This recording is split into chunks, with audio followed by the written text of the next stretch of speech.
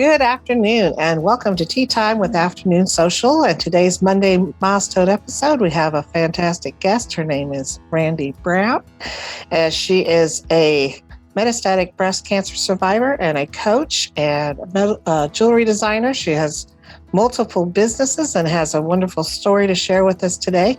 So good afternoon, Randi. And Hi.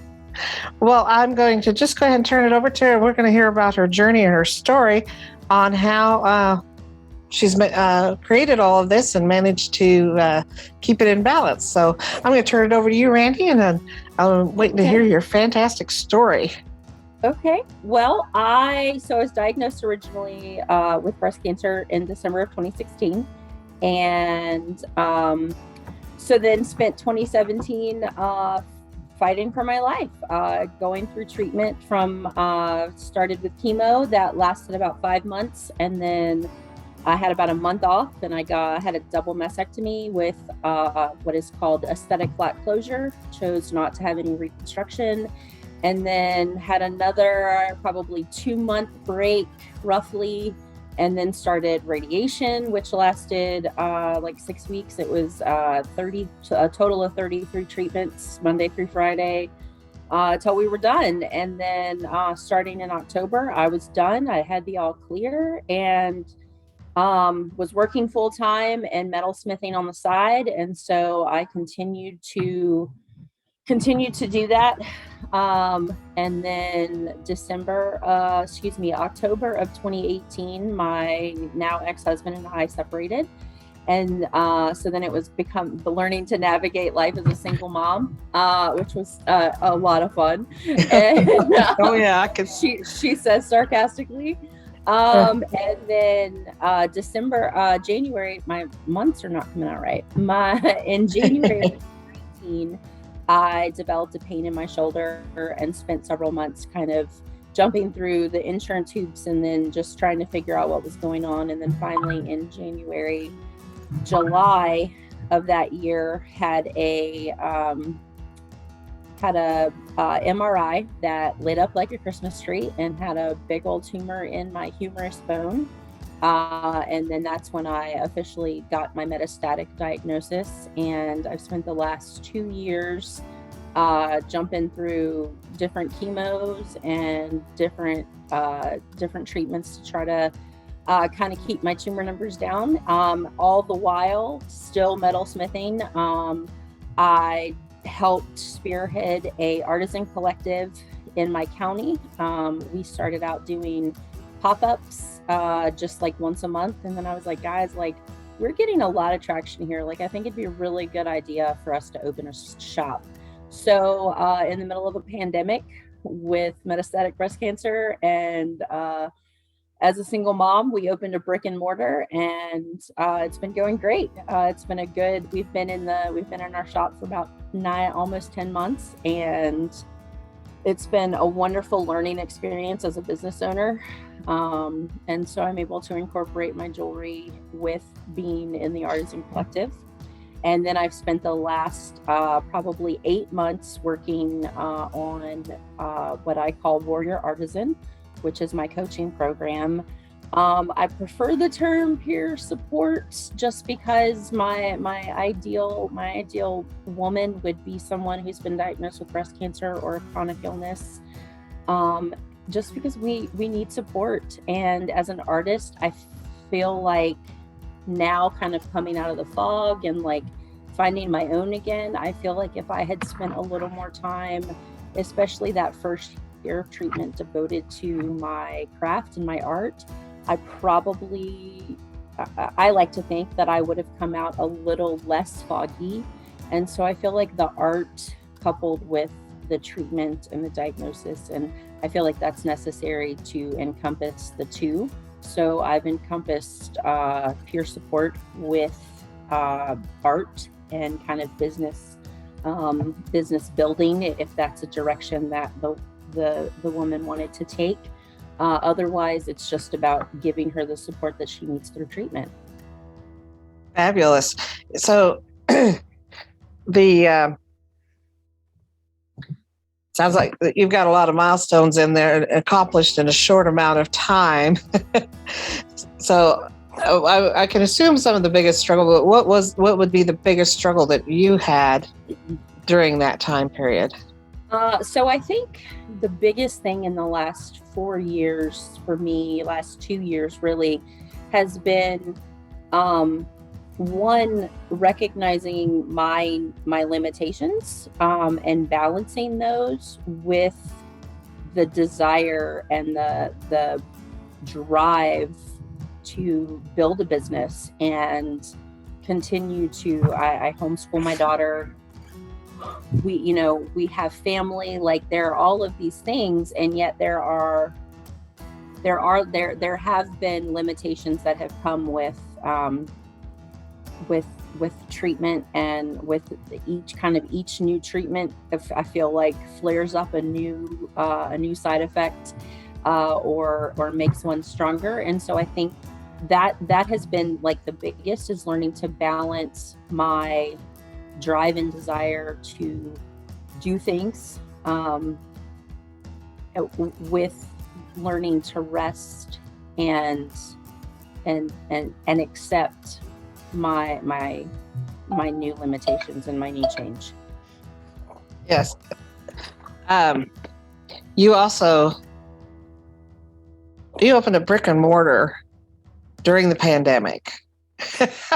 So you're going through the struggle and trying to reach your limitations, but then you add that on to you. I'm sure that was another major thing to have to deal with. Yeah, so I joke that I herd cats. My job within the collective is really, I guess it's been a little bit of everything from the beginning. I do a lot of the paperwork, and I do a lot of the behind the scenes stuff. But in the beginning, I was in the shop every day. I was making sure that we were building a place that people would want to come and want to support our local artists. We have 21 artists in our shop, and all but one of them lives in our county, or they're from our county. I guess I should say 2 don't live in the county, but all but one have a familial connection or recently moved here, those types of things. And that was the, like, we're called the Heart of Nelson, and that was the heart, was that we would be supporting artists in our county. We started with 7 artists in December. And it's kind of one of those Field of Dreams moments where if you build it, they will come. Right. And that's what happened. I've learned how to better manage the books. I've learned how my daughter is one of our artisans, so she's learning how to engage with people and be like, she's really good in a retail setting. Like, I love watching her interact with customers when they come in. And so it's a family endeavor as well as a community endeavor, I think, for us. And so it's just great. I feel really blessed, like the things that I've learned, that I'm able to maneuver those within all of my businesses, because it's given me the confidence to strengthen my skills as a metalsmith, and then with the endeavor as a coach, peer support specialist. Like, those are things that I would have never thought to do, or even kind of get out of my own space and my own headspace, if I hadn't, been like, hey, there's a group of people who are all artists, who have a pretty single-minded direction in having art and presenting it to people, and we all have the desire to teach because we'd like to pass on our skills, and so that is I think the milestone, is that we have been able to not only start out with something small in a pandemic, but grow, and not just our artisan numbers, but I mean, from a financial standpoint, we're doing good. Like, every month is a little bit better than the last. And yeah, there have been a couple that have made me a little nervous, looking at the numbers, and I'm going, right. What's gonna happen? but we're fully supported every month, and I just think like that is a huge milestone in itself. Right. You feel like this is the thing you should be doing because it's progressing and it's succeeding and it's so. Absolutely. I'm sure that's a feeling of when those down days of, oh, is it really something I should be doing? I'm going to give up, but then you look and you're like, well, we're progressing. Yeah. So I actually, one of our artisans is also on my pastoral team at my church, and he said to me, in November when we started this brought you joy, and this was a couple of months ago, and he goes, it doesn't seem like you exude the same joy anymore. I go, I'm stressed right now, like I'm kind of feeling it. And he was like, so I want you to figure out what you need to do. I'm not going to tell you what you need to do, but I want you to figure out what you can do to balance that. And I was kind of like, what could I do? And it required me to set some boundaries within the shop and within the collective, and say, hey guys, like I'm not the only one. Let's do this together. Set some boundaries for myself. Like, hey, it's okay for you to say, I can't be in the shop every day we're open. And so it was learning even that for me is a milestone for me to like say, I can't, I'm going to need somebody else to step up. And so, yeah, again, like I feel like the lessons that I've learned through this are just, they just kind of continue to become bigger and bigger and something else for me to like strive to work on or grow in my knowledge of. Mm-hmm. So that leads you to your next milestone, and I'm sure your mind is waiting. Now, where am I headed? So do you have an idea of where you're headed next, or? Well, I think we're definitely, as a collective, we're definitely going to stay kind of where we are. We, as far as the shop is concerned, I think we're definitely on a good path, and we just want to kind of keep moving forward and kind of one day at a time, but also like thinking forward as far as in the fall, we want to do a couple of festivals, a couple of little pop-up events. We still do our second Saturday event, how we started. And so we continue to do the second Saturday to invite members of the community who maybe aren't in the shop, but also have an art that they'd like to present, to give them a place to do that. As far as me personally, I want to continue to listen to my body and listen to myself and rest when I need to. And again, like I have, I would really like to be supporting women who are in this diagnostic stage of finding out that they have breast cancer or any type of cancer. Just that word in general is it causes a lot of fear and anxiety. And so having a place where you can go to be with a person or people that have been there and have walked through it, I think like that's really my heart for Warrior Artisan. I feel like I kind of put my art on a shelf and was like, oh, I can't deal with this while I'm going through treatment and while, and all of those things. But I think the thing of it is if I'd taken it off the shelf once a week or a couple of times a week, or even once every couple of weeks, it would have given me the outlet and the almost therapeutic value that is making my art, that is Right. making jewelry for me. And so I think having someone to kind of encourage you and maybe, even push you a little if they need to say, hey, here's a project for this week. Maybe this isn't your specific genre of art, but try this and just kind of get outside your own head. I think that would, that's again, like that's my heart behind the whole idea is, I kind of, for me, it was a problem. There wasn't anybody that had been there to kind of help like push me outside of myself. And so I'd kind of like to be that person that's, and so I think that's where I'm going is kind of seeing how that comes about. I created a planner because I couldn't find a planner that worked for me.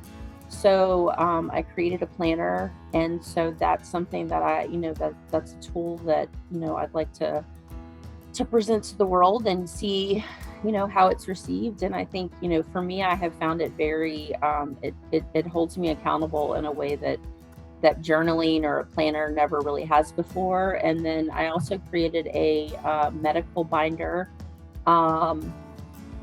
that has just all of the folders and places that you need to put your things together, to keep all your medical information together. And it's just something that, again, I think people need to help them stay organized in moments of uncertainty, and in moments where they know that they need that piece of paper, but they can't find it. And so these are just kind of tools and the tricks that I've kind of figured out along the way. Well, that sounds like great. A lot of women who have started with coaching and become speakers and write authors and like creating their own material. And I think it's fabulous to get in the head of others and find these creative ways to, like I said, be organized and put yourself together. And also keyed on that you said, you put your passion on the shelf, your art. And I'm thinking that's probably one of the biggest places where people lose their joy, is they get tired and they put away what fuels their passion the most. So that's a great lesson that you've learned, that even if it's just a little bit, we got to stay with what's in our hearts and what's in our passion. And fortunately for you, you've turned it into a big business. So, well, big-ish. Growing. It's big-ish. Growing business. Growing feels good. Yeah. Yeah. We'll bless it with the word big. I love it. I accepted and received. Absolutely. Yes. Okay. Well, I think we're close to our time for Milestone Mondays. And Randi is going to join us on Wednesday for Woman to Woman Wednesdays. And she's going to talk to us more about keeping up the fight and about her amazing support system, which is probably one of the things that's kept her going through all of this too. So thank you for joining us on Milestone Mondays, Randi, and we'll see you on Wednesday. All right. Bye-bye.